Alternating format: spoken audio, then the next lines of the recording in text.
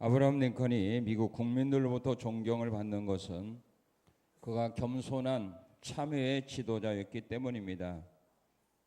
링컨 대통령의 서재에는 언제나 성경책이 펼쳐져 있었습니다. 링컨은 남북 전쟁이 극에 달하렀을 때에 금식 기도의 날을 선포했습니다. 그날은 1863년 4월 30일이었습니다. 오늘의 무서운 재앙은 선조들의 죄에 대한 형벌일 수도 있습니다. 우리는 계속적인 성공과 부요 속에서 너무 교만했습니다. 우리는 너무 자신만만한 나머지 우리를 창조하신 하나님께 기도하는 것을 잊고 지냈습니다. 이제는 겸손한 자세로 민족의 죄를 고백하고 하나님의 자비와 은혜를 빌어야 합니다. 이것이 미국 국민의 의무입니다. 미국 국민들은 이날 하루 종일 금식을 하며 위대한 지도자의 제안에 따라 모두 금식 기도를 하게 되었습니다. 우리들의 삶 속에서 일어나는 환난들은 성도로 하여금 하나님을 찾아 기도하게 하는 은혜를 줍니다. 환난을 만나게 되었을 때 실망하지 않고 하나님을 찾아 기도하는 사람들은 그들이 만난 모든 환난으로부터 다 승리하는 복을 받았습니다. 그러나 실망하여 원망과 불평 속에서 살아가는 사람들은 더 큰 환난의 수렁에 빠졌습니다. 바벨론에서 포로 생활을 하고 있던 느헤미야는 예루살렘에 살고 있는 유다 백성들이 어떤 삶을 살아가고 있는가를 알게 되었을 때에 그는 하나님 앞에 기도하는 시간을 가지게 됩니다. 그 후에 기도하던 느헤미야는 하나님의 은혜를 입어서 무너졌던 예루살렘 성을 건축하는 일의 책임자가 됩니다. 하나님은 지금도 기도하는 믿음의 사람들을 통해서 일하고 계십니다. 우리의 삶 속에서 하나님의 역사가 없다는 것은 우리가 기도하지 않고 있다는 증거입니다. 우리가 만난 어려운 문제로부터 우리가 벗어나지 못하고 더욱더 깊은 수렁에 빠지고 있다는 것 역시 우리가 하나님 앞에 기도하지 아니하고 문제 앞에 두려워하거나 무서워하거나 염려하거나 걱정하거나 원망 불평하고 있다는 증거들입니다. 믿음의 사람들은 사람의 힘과 능력으로 해결할 수 없는 그런 문제를 만난다 할지라도 낙심하지 말고 믿음의 사람들의 기도를 들으시고 역사하시는 하나님의 능력을 믿는 믿음을 가지고 하나님께 나가 기도하는 자가 되어야 합니다. 이런 자를 통하여 하나님 오늘도 역사하고 계시기 때문입니다. 느헤미야는 하나님 앞에 기도하는 삶을 살게 됩니다. 왜 느헤미야가 갑자기 하나님 앞에 기도를 하게 되었을까? 물론 지금까지도 기도하지 않고 살았다는 것은 아닙니다. 그러나 느헤미야로 하여금 하나님 앞에 전적으로 기도의 시간을 하나님 앞에 드릴 수 있는 그 계기가 있었습니다. 기도하지 않는 성도들이 갑자기 기도하는 사람으로 변화됩니다. 왜 그럴까요? 그의 삶 속에 좋은 일이 있었을까요? 나쁜 일이 일어났을까요? 잘하시네. 뭔가 어려운 일이 일어났다는 증거입니다. 열심히 기도하던 사람이 이제 기도를 중단합니다. 왜 그럴까요? 문제가 해결되었을까요? 더 어려워졌을까요? 그러면 기도하는 여러분들은 문제가 없다는 증거네요. 야고보서 5장 13절도 말합니다. 너희 가운데 즐거운 자가 있으면 하나님을 찬양하고 고난당하는 자가 있으면 기도하라고 말합니다. 자, 오늘 본문을 보게 되면 느헤미야가 기도하는 사람으로 바꿔지는데 느헤미야로 하여금 기도하게 만들었던 문제가 있습니다. 원인이 있습니다. 그 원인이 뭘까? 느헤미야는 언제 기도했는가? 바로 유다에 살고 있는 하나님의 백성들이 유다에서 잘 살고 있는 줄 알았습니다. 포로로 잡혀온 자기들만 포로 생활하며 힘들고 어렵게 무시당하며 멸시당하며 천대받으며 멸시당하며 짓밟히며 자기들만 어렵고 힘들게 살아가는 줄 알았습니다. 포로로 끌려오지 않았던 자기 백성들은 평안하게 사는 줄로 그렇게 알고 있었는데 유다로부터 온 사람들의 말에 의하면 그들도 어렵게 살고 있다는 겁니다. 유다에서 그들이 어떻게 살았느냐? 오늘 우리 3절 한번 읽어봅시다. 3절 시작. 그들이 내게 이르되 사로잡힘을 면하고 남아있는 자들이 그 지방 거기에서 뭘 당하며? 어떤 환난? 보통 환난이 아니에요. 큰 환난을 당했다. 이 소식을 듣게 되었을 때에 느헤미야는 하나님 앞에 기도할 수밖에 없었습니다. 예루살렘에 살고 있는 하나님의 백성들이 거기에서 편안하게 잘 살고 있는 줄 알았는데 포로로 끌려온 자기들보다 더 큰 환난과 고통 속에서 생활하고 있다는 이 소식을 듣게 되었을 때 느헤미야는 하나님 앞에 기도할 수밖에 없었습니다. 왜? 그들을 도와줄 만한 힘도 능력도 그에게는 없었기 때문입니다. 그렇다고 고민하고 걱정한다고 문제가 해결되는 것도 아닙니다. 그들의 문제를 해결할 수 있는 분은 하나님밖에 없다는 사실을 그는 믿었기에 하나님 앞에 기도하는 시간을 가지게 됩니다. 여러분들의 사랑하는 자녀들이 객지에 나가서 행복하게 기쁘고 즐겁게 살아가는 줄 알았는데 소식에 의하면 어렵게 산다. 거지같이 산다. 너무 힘들게 산다. 고생만 하고 산다. 이런 말을 들었을 때 부모로서 그들을 도와줄 힘도 능력도 없는 부모로서 할 일이 뭐겠습니까? 보따리 사갖고 교회에 가서 철회하며 기도할 거 아닙니까? 어떤 부모? 믿음이 있다면. 믿음이 있다면. 느헤미야가 마찬가지입니다. 환난당하고 있는 자기의 동족들을 그는 도와줄 만한 힘도 없고 환난에서 건져줄 만한 힘도 능력도 자기에게는 없습니다. 그 힘과 능력을 가지신 하나님을 믿었기에 그는 하나님께 기도하기 시작한 겁니다. 여러분들이 사랑하는 자가 어려움을 당한다면 여러분들이 도와줄 수 없다고 고민하고 걱정한다고 문제 해결되는 거 아닙니다. 그 문제를 안고 느헤미야처럼 하나님 앞에 기도하는 자로 변화된다면 여러분들의 기도를 통하여 하나님 그들의 문제를 해결해 줄 수 있는 길을 열어준다 이 말입니다. 고민한다고 걱정한다고 해결 안 됩니다. 그리고 유다에 있는 사람들이 환난만 당할 뿐만 아니라 여기 3절에 보게 되면 능욕을 받으며 살아간다 그렇게 말합니다. 능욕이라는 말은 비난과 조롱이라는 말입니다. 하나님의 백성들이 사랑과 존경받으며 살아가는 것이 아니라 칭찬받으며 살아가는 것이 아니라 조롱받으며 비웃음받으며 신배천받으며 비웃음의 대상이 되어 세상을 살고 있습니다. 이 소식을 들었던 느헤미야 너무 가슴이 아픕니다. 그래서 그는 하나님 앞에 기도할 수밖에 없는 겁니다. 여러분들이 사랑하는 자녀가 학교에 가서 친구들이 왕따 당하고 손가락질 당하고 비웃음 당하고 조롱받고 그렇게 살아간다면 부모의 마음이 어떻겠어요? 그 소식을 듣고도 평안하게 놀러 다니는 부모는 없을 겁니다. 밤에 잠 잘 자는 부모는 없을 겁니다. 느헤미야는 믿음의 사람입니다. 자기 종족을 누구보다 사랑했던 사람입니다. 이 식을 들었을 때 그는 하나님 앞에 기도할 수밖에 없었습니다.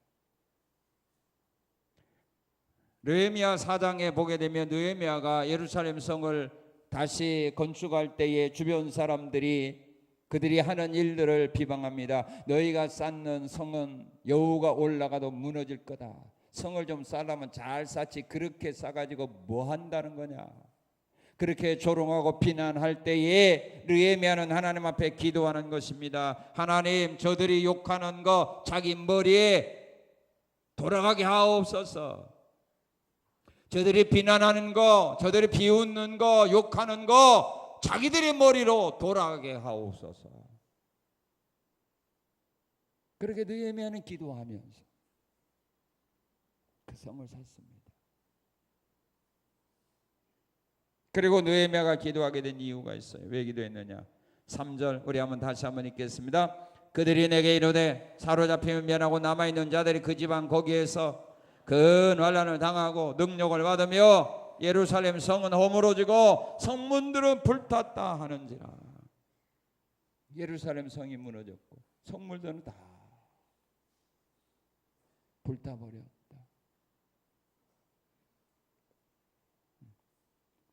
사랑하는 사람의 집이 불타버렸다. 아들이 경영하던 공장이 불타버렸다. 사무실이 불타버렸다. 이 소식을 듣는다면 어떻게 하겠어?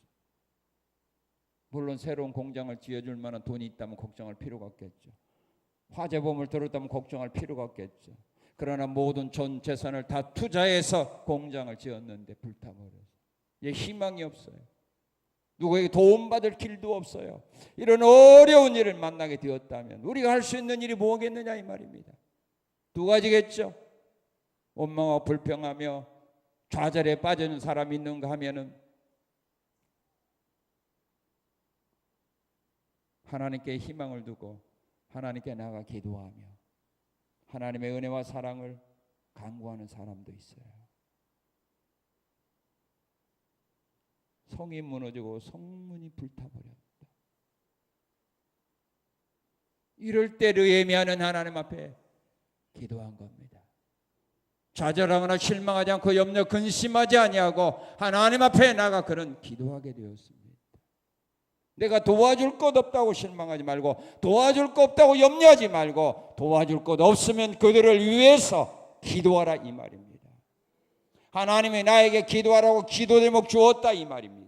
이게 바로 믿음의 사람이요, 이게 바로 하나님이 오늘 우리의 믿음의 사람들에게 원하는 신앙의 삶이라 이 말입니다. 그런데 오늘 우리는 어떻습니까? 세상 사람보다 더 고민하고 걱정해주고 있는 거 아닙니까? 그렇다고 하나님이 역사합니까? 문제 해결해 줍니까? 아닙니다.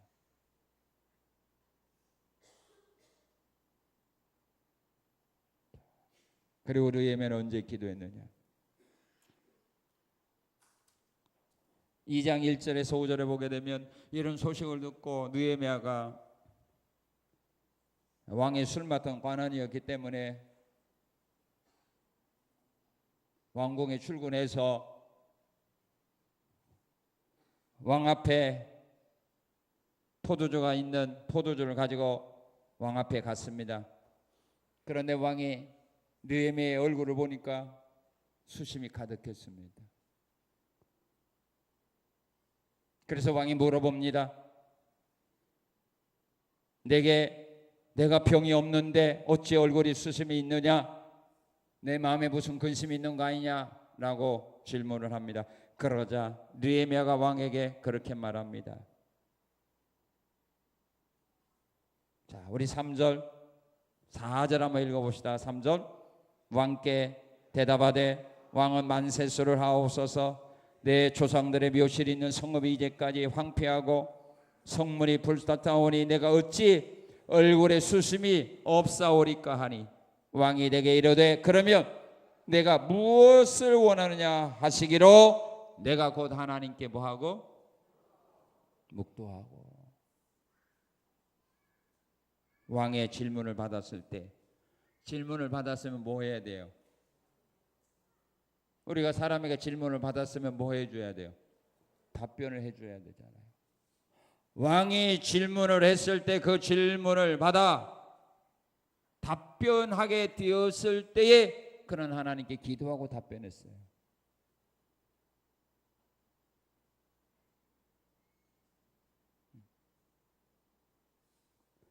질문을 받았을 때 여러분들의 상식이나 여러분들의 지식을 가지고 어떻게 답변할까 궁리하지 말고 하나님의 지혜를 구하라 이 말입니다.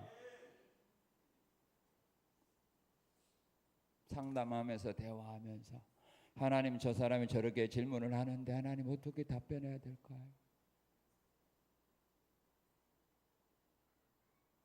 들으면서 하나님께, 여기 보면 뭐라 했어요? 이렇게 기도했다는 거 아니에요? 통성 기도했다는 거 아니에요? 뭐였어요? 묵상 기도했어요. 대화하면서 하나님 아버지, 저들의 저 문제 하나님 해답이 뭡니까? 내가 어떻게 대답을 해줘야 됩니까? 주여, 나는 미련하고 어리석어서 모릅니다. 그러나 하나님은 다 아시지 않습니까? 해결 방법을 아시지 않습니까? 그러니 하나님 나에게 지혜를 주셔서 말하게 하옵소서.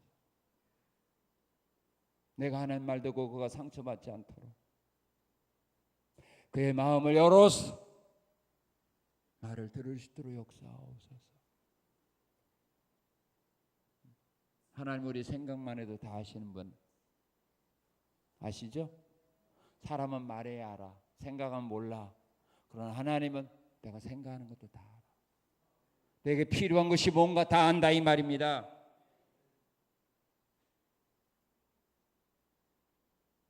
그러면 우리가 말을 잘못한다 할지라도 하나님이 역사하게 되면 상대방이 그것을 은혜로 받아들이는 거고, 우리가 아무리 말을 잘한다 할지라도 하나님이 역사하지 아니하면 그 말을 통하여 상대방은 상처받아요. 느헤미야는 이와 같이 하나님 앞에 묵상 기도하고 하나님 앞에 대답하는데 뭐라고 대답하느냐 하면, 이거 잘못하면 느헤미야 죽어요. 왜? 반역을 이루는 말이거든요. 근데 하나님 앞에 묵상 기도하고 그가 왕에게 대답하는데 뭐라고 대답했느냐면 이런 대답을 합니다. 우리 5절 한번 읽어봅시다. 2장 5절. 왕에게 이르되 왕이 만일 종에 좋게 여기시고 종이 왕의 목전에서 은혜를 얻어 싸우면 나를 유다 땅 나의 조상들의 묘실이 있는 성읍에 보내어 뭐 하게 달라? 이거 반역하는 거 아닙니까?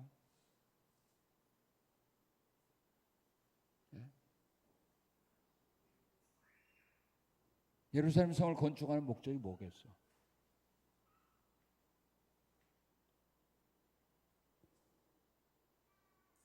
왕의 말 한마디 잘못하면 느헤미야는 반역자로 물려서 죽는 겁니다. 그런데 하나님 앞에 기도하고 그 엄청난 것을 요구했을 때에 왕이 그 요구를 받아들여요. 그리고 적극적으로 그 지역을 관리하는 총독에게 조서를 보내어서 느헤미야가 성을 건축하는 일에 도와주라 이렇게 명령했습니다.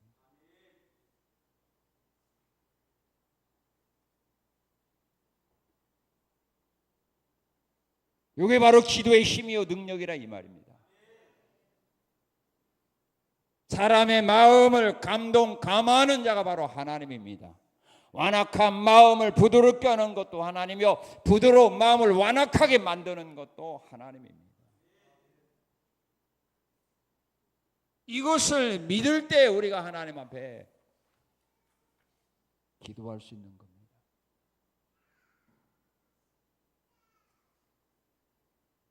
느헤미야는 하나님의 능력을 믿었어요. 그래서 상대방이 말하는 거 아무리 쉬운 거라도 그냥 하면 오해가 될 수 있어요.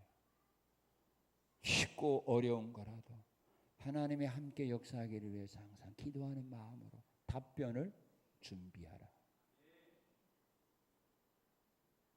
면접 볼 때도 마찬가지예요. 내가 말을 잘못해도요, 면접관들이 잘 이해해서 받아들이면 득이 되는 거고, 내가 아무리 말을 잘했을지라도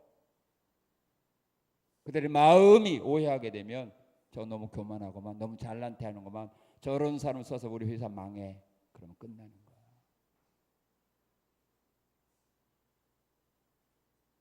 우리 실력이 있는 거 아니에요. 내 말 잘함이 있는 거 아니에요. 그래서 기도하는 거예요. 어떤 하나님께 기도했는가? 우리가 문제가 있어도 그 문제를 해결할 만한 능력이 있는 사람에게 내가 문제를 가지고 간 사람은 나올 때에 소망을 가지고 기쁘게 나오지만 그 문제를 해결할 만한 능력이 없는 사람에게 문제를 부탁한 사람은 나오면서 걱정이 더 큰 거예요. 느헤미야가 하나님 앞에 이 문제들을 안고 기도하는데 그가 믿었던 하나님은 어떤 하나님이냐면 바로 이런 하나님을 믿고 그는 기도하는 겁니다. 자, 우리 5절 말씀을 읽겠습니다. 5절 시작. 다시요, 시작. 예, 어떤 하나님? 크고 두려우신 하나님입니다. 크다는 말은 위대하다는 말입니다. 위대하신 하나님입니다. 크신 하나님입니다. 신명기 3장 24절에 보면 모세는 하나님은 크신 하나님이기 때문에 세상에 어떤 신이라도 행할 수 없는 일을 행하시는 하나님이다. 그렇게 모세는 믿었습니다. 믿습니까? 믿습니까? 하나님은 크신 하나님이기 때문에 이 세상 어떤 신이라도 할 수 없는 일도 다 행하는 분이 바로 우리가 믿는 하나님이다. 그렇게 모세는 이스라엘 백성들에게 가르쳐 준 겁니다. 시편 95편 3절도 말합니다. 여호와는 크신 하나님이시요 모든 신들보다 크신 왕이로다. 역대하 32장에 보면 아수르 군대에 의하여 예루살렘 성이 포위당했을 때 예루살렘 안에 있던 성 안에 있던 이스라엘 백성들이 두려움에 떨고 있습니다. 이제는 우리 죽었다. 적군에게 포위된 이제 우리 죽었다. 두려움에 떨고 있을 때에 히스기야가 아수르 군대에 포위당하여 두려움에 떨고 있는 백성들에게 히스기야 왕이 외친 말입니다. 너희는 저들을 두려워하지 말고 무서워하지 말아라. 우리와 함께 하신 하나님이 저들보다 크다. 우리와 함께 하신 우리 하나님이 저들보다 크다. 그 하나님이 우리를 위하여 싸우실 거니 너희는 두려워하지 말아라.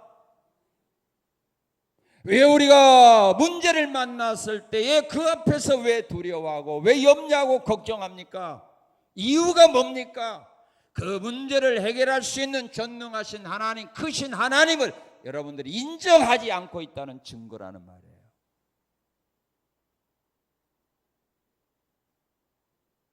인정한다면 두려워할 이유가 없죠.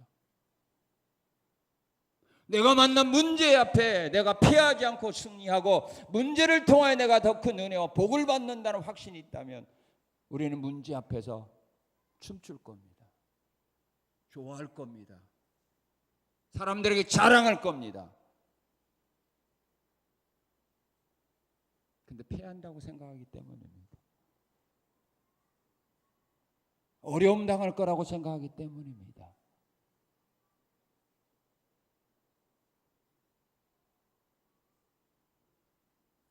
적보다 크신 하나님, 적과 싸움에서 우리를 구원하실 하나님을 믿었던 히스기야 왕은 담대했고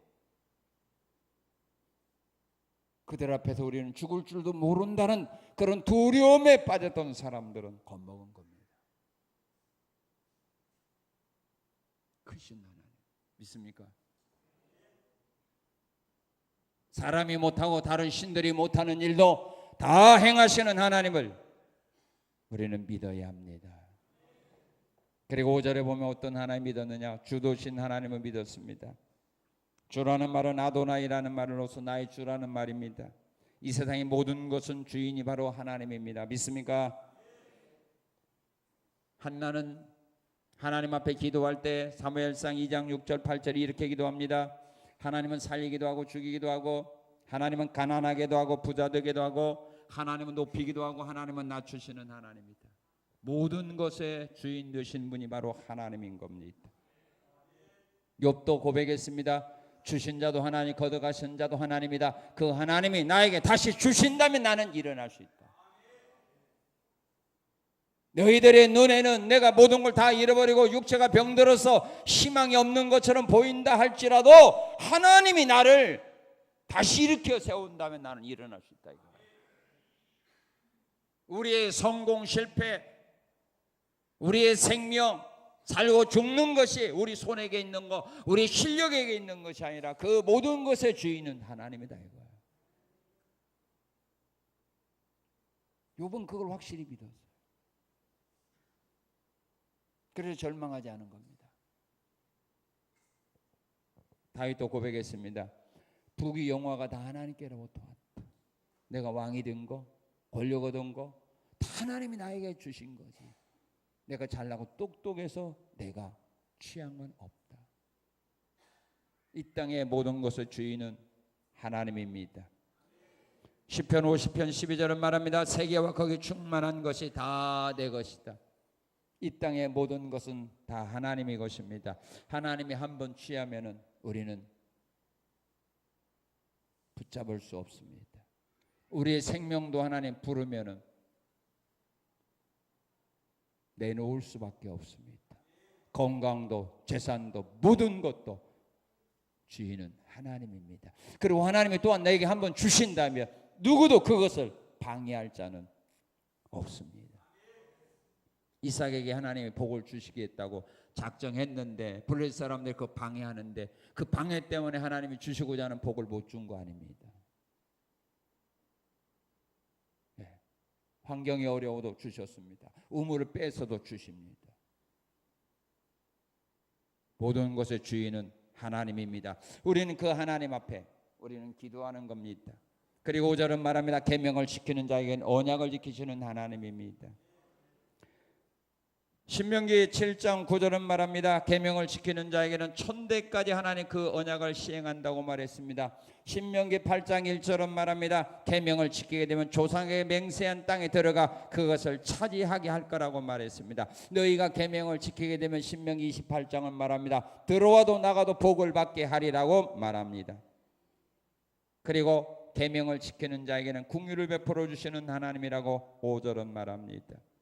신명기 30장 2절 3절에 보게 되면 계명을 지키면요 포로된 상태에서도 다시 돌아오게 하겠다라고 말했습니다.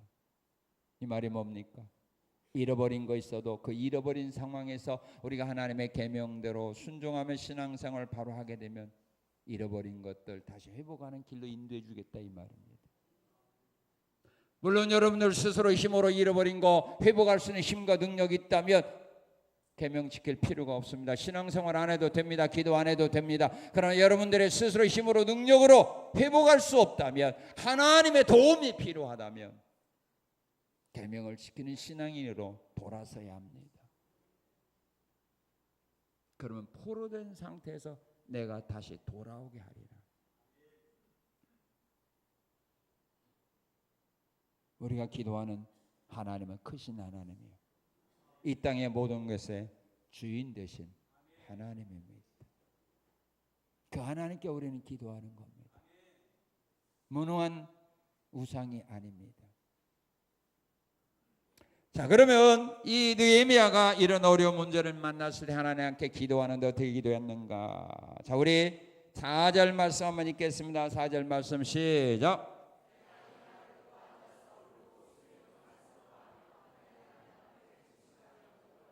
무슨 기도했습니까? 금식 기도를 했습니다. 너무 상황이 힘들고 어려웠습니다. 너무 충격이었습니다. 그래서 그는 기도를 하는데 금식 기도를 합니다. 금식 기도는 아무나 하는 거 아니거든요. 금식 기도하는 사람들 보니까 사람의 힘으로 능력을 해결할 수 없는 그런 극한 상황에 처했을 때 다 금식 기도합니다. 이거 뭐 하고 싶어서 하나요? 일반 기도는 안 되니까. 금식이라는 거 안 먹으면 사람이 죽는 거 아닙니까? 내 생명을 하나님께 담보로 맡기고 기도하는 겁니다. 그게 금식 기도 아닙니까? 그래서 믿음의 사람들이 금식 기도하는 거 보면 언제 했느냐면 위기를 만나게 되었을 때 금식 기도합니다. 에스더 4장에 보면 이스라엘 민족들이 한날 한시에 다 죽임을 당하게 되는 위기를 만나게 되었을 때 왕후까지도 금식을 하며 하나님 앞에 나갑니다. 니느웨 성 사람들이 40일이 지나면 성이 하나님의 심판으로 멸망한다는 이런 위기를 만났을 때 그들이 금식 기도합니다. 역대하 20장에 보게 되면 여호사밧 왕이 암몬과 모압 사람들에게 침략을 당하여 그 나라가 멸망 직전에 있었을 때에 여호사밧 왕은 백성들에게 금식을 선포하고 하나님 앞에 금식 기도합니다. 그런데 위기를 만났을 때에 그들이 하나님 앞에 나와 금식 기도했을 때 하나님이 그들을 버린 일은 없습니다. 다 그 나라를 위기에서 구원해 주었습니다. 이 금식 기도의 능력입니다. 그리고 사람들이 죄를 회개할 때도 역시 금식하며 죄를 회개합니다. 사무엘은 이스라엘 백성들을 미스바로 모아놓고 금식을 하며 회개합니다. 역대상 21장에 보면은 아합 왕이 엘리야 선지자로부터 하나님의 말씀을 들었습니다. 하나님의 무서운 재앙으로 집안이 멸망당하고 남자가 다 죽는다는 이런 심판의 말씀을 듣고 아합 왕은 금식을 하며 회개합니다. 그때 하나님의 그의 회개를 들으시고 아합의 살아 생전에는 그런 재앙을 내리지 않겠다고 하나님이 약속해 줍니다. 그리고 사람의 병들게 되었을 때 금식하며 기도합니다. 다윗은 자기 사랑하는 아들이 태어나자마자 병들었을 때 그 아들을 위해서 금식하며 기도합니다. 이사야 35장 13절에 보면 다윗은 이렇게 고백을 합니다. 나는 그들이 병들었을 때에 굵은 베옷을 입으며 금식하여 기도했다. 나는 그들이 병들었을 때 나는 하나님 앞에 금식하며 기도했다.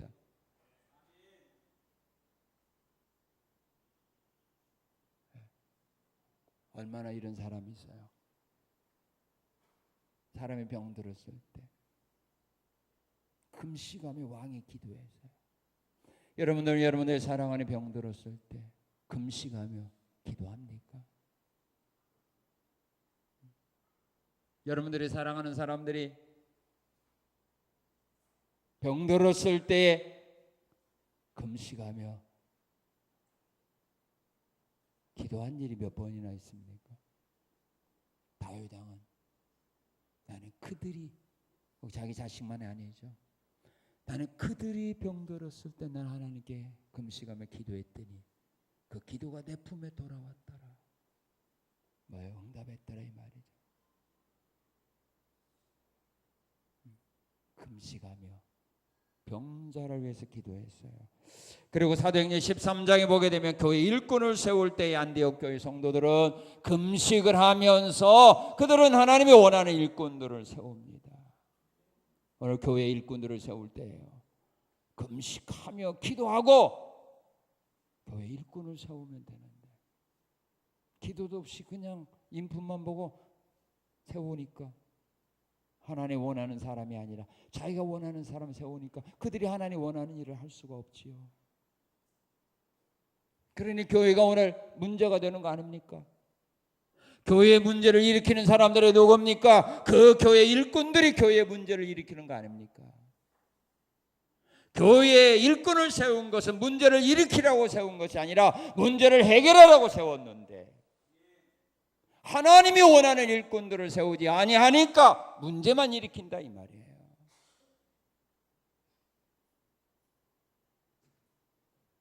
금식을 하며 일꾼을 세웠던 일꾼들 하나님의 사역을 잘 감당하지 않았습니까? 그리고 느헤미야는 기도할 때 어떻게 기도했는가? 우리 6절을 한번 같이 읽겠습니다. 6절 시작. 더위 먹으셨나? 다시 시작.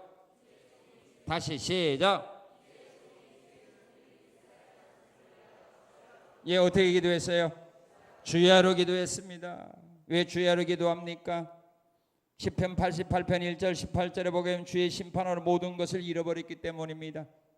시편 기자는 말합니다. 자기가 아는 사람들, 자기가 사랑하는 사람들, 자기 친구들, 이 모든 사람이 자기 곁에서 다 떠나갔습니다.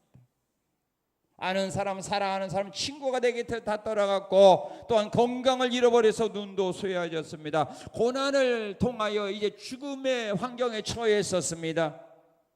이런 상황에서 그가 할 수 있는 일은 하나님 앞에 주야로 기도할 수밖에 없었습니다. 사람 잃고 돈 잃고 건강 잃고 모든 걸 다 잃어버린 사람, 주야로 기도할 수밖에 없어요. 요나가 고기 뱃속에서 뭐 했을까요? 기도밖에 없잖아요. 친구 만날 수도 없고 먹으러 갈 수도 없고 기도할 수밖에 없습니다.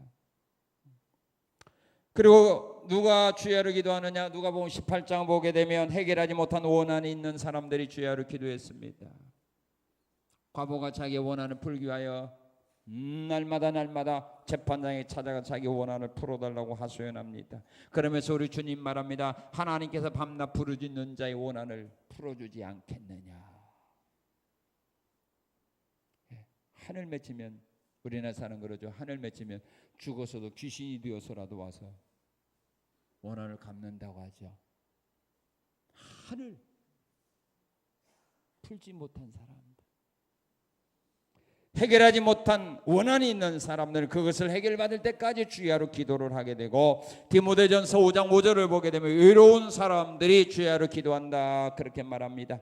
참 과부로서 외로운 자는 하나님께 소망을 두어 주야로 항상 간구와 기도를 한다라고 말합니다. 세상에 친구가 많은 사람, 할 일이 많은 사람들 기도할 시간 없지요. 너무 바빠서. 그러나 할 일이 없는 사람들, 모든 걸 다 잃어버린 사람들, 외로운 사람들, 만날 사람 없는 사람들은 주야로 하나님과 교제할 수밖에 없다 그 말입니다. 그리고 어떻게 기도했는가? 우리 6절을 읽겠습니다. 6절 시작. 이제 종이 주의 종들인 이스라엘 자손을 위하여 주야로 기도하오며 우리 이스라엘 자손이 주께 범죄한 죄를 보아오니 회개하는 기도를 합니다. 어떤 죄를 회개합니까? 6절 7절에 보면 말씀을 지키지 않은 죄들입니다. 자기의 조상들이 하나님의 말씀을 지키지 아니한 죄를 느헤미야가 대신 회개합니다. 다니엘서 9장 1절 6절에 보아도 다니엘이 자기 조상들이 하나님의 계명을 지키지 않고 규례에서 떠난 죄를 회개하면서 용서해달라고 기도합니다. 그리고 사사기 10장에 보게 되면 하나님을 버리고 우상 숭배한 죄를 회개합니다. 우리가 하나님을 떠나서 우상 숭배한 죄, 하나님이 싫어한 죄, 싫어하는 일을 한 죄를 우리는 회개해야 됩니다. 그리고 민수기 21장에 보게 되면 원망 불평한 죄를 이스라엘 민족이 회개합니다. 길을 가다가 길이 험하다고 원망 불평할 때 하나님이 불뱀을 보내죠. 불뱀에 물려서 모든 사람이 죽어갑니다. 그때서야 이스라엘 백성들이 모세에게 나와서 말합니다. 우리가 당신과 하나님께 원망한 거, 불평한 거 잘못했다고 회개합니다. 우리가 지금까지 살아오면서 원망 불평한 거 얼마나 많습니까? 이거 하나님이 제일 싫어하는 겁니다. 그런 일을 행한 일들 우리는 회개해야 됩니다. 잘못한 거 회개하기 위해서 우리는 기도하는 겁니다. 우리가 지은 죄를 용서받는 것은 회개 기도를 통해서만 용서받을 수 있는 겁니다. 회개하지 아니하고는 용서받을 길이 없는 겁니다. 우리가 날마다 우리는 죄를 물마시듯 짓고 살아가는 사람들 아닙니까? 성경 기자는 말합니다. 내가 지은 죄가 얼마나 많은지 머리털보다 많다고 말합니다. 이런 죄들을 우리가 회개하지 않으면 그 죄가 하나님과 나 사이에 벽이 되어서 하나님께 기도에도 응답받지 못하게 하고 하나님의 은혜와 사랑과 복이 내게 임하지 못하도록 내가 지은 죄와 허물이 장벽이 되어 가로막는 겁니다. 이것을 무너뜨려야 됩니다. 무너뜨리는 방법은 회개하는 길 외에 다른 방법은 없습니다. 아무리 열심히 충성하고 봉사하고 헌신해도 내가 지은 죄를 회개하지 아니한 상태에 헌신 봉사한다 할지라도 하나님의 은혜와 복이 내게 임해도 내가 지은 죄와 허물이 그걸 가로막고 있는 겁니다. 그래서 그걸 먼저 우리는 깨부셔야 됩니다. 그렇지 않으면 조금이라도 회개해서 터널을 뚫어서라도 그 터널을 통해서 하나님과 교제가 이루어지도록 해야 된다 이 말입니다. 자, 그러면 무엇을 위해서 기도했는가? 기도의 내용입니다. 여러분들은 무엇을 위해서 기도하는가? 자, 오늘 느헤미야는 기도합니다. 무엇을 위해서 기도하는가? 자, 우리 11절을 우리 한번 같이 읽겠습니다. 11절 시작. 주여 구하오니 귀를 기울이사 종의 기도와 주의 이름을 경유하기를 기뻐하는 종들의 기도를 들으시고 오늘 종이 뭐하여? 예, 형통한 자가 되게 해달라고 기도하는 겁니다. 여러분들 하나님께 기도할 때 되면 형통한 사람이 되게 해달라고 기도하시기 바랍니다. 무슨 사람? 형통한 사람. 느헤미야는 하나님 앞에 기도합니다. 형통한 사람이 되게 해달라고 기도합니다. 시편 118편 25절은 말합니다. 여호와여 구하옵나니 이제 형통하게 하소서. 따라하시기 바랍니다. 여호와여 구하오니 이제 형통하게 하소서. 그 잘못된 거 아니에요. 하나님은 하나님의 자녀들이 세상에서 잘 되는 거 원하지 못 되는 거 원하지 않습니다. 여러분도 여러분들 사랑하는 자녀가 세상에 나가서 잘 되기를 원하지 못 되기를 원하는 부모가 어디가 있습니까?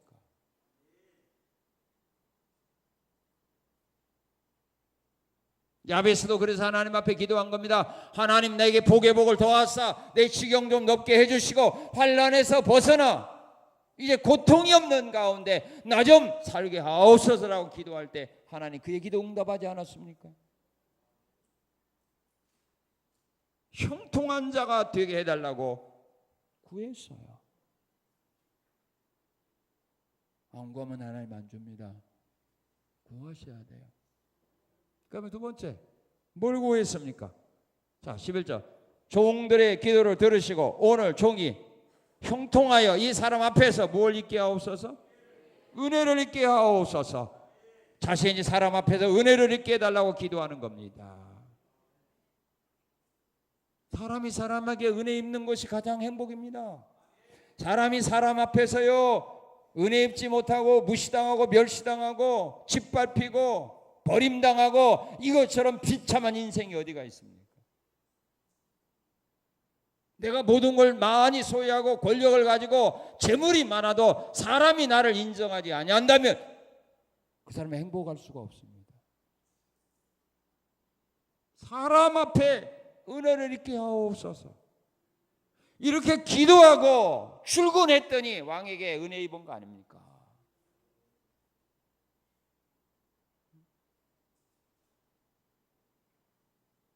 이게 행복 아닙니까? 일하면서 사람에게 인정받는 거, 윗사람에게 인정받는 거, 동료들에게 인정받는 거, 아랫사람에게 인정받는 거, 이것보다 행복이 어디가 있어요? 나는 실력 있고 능력 있는 줄로 알고 있는데 주변 사람들이 인정하냐고 무시하고 멸시하고 얼마나 비참합니까?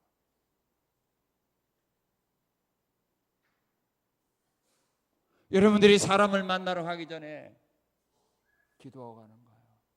하나님 내가 오늘 누구를 만나러 갑니다. 하나님 그 사람 앞에서 내가 은혜 있게 하옵소서. 이 사람도 아랫 사람들에게 은혜를 입어야 존경받는 거예요. 아랫 사람은 또 이 사람들에게 은혜를 입어야 돼요. 그래야 사랑받아요.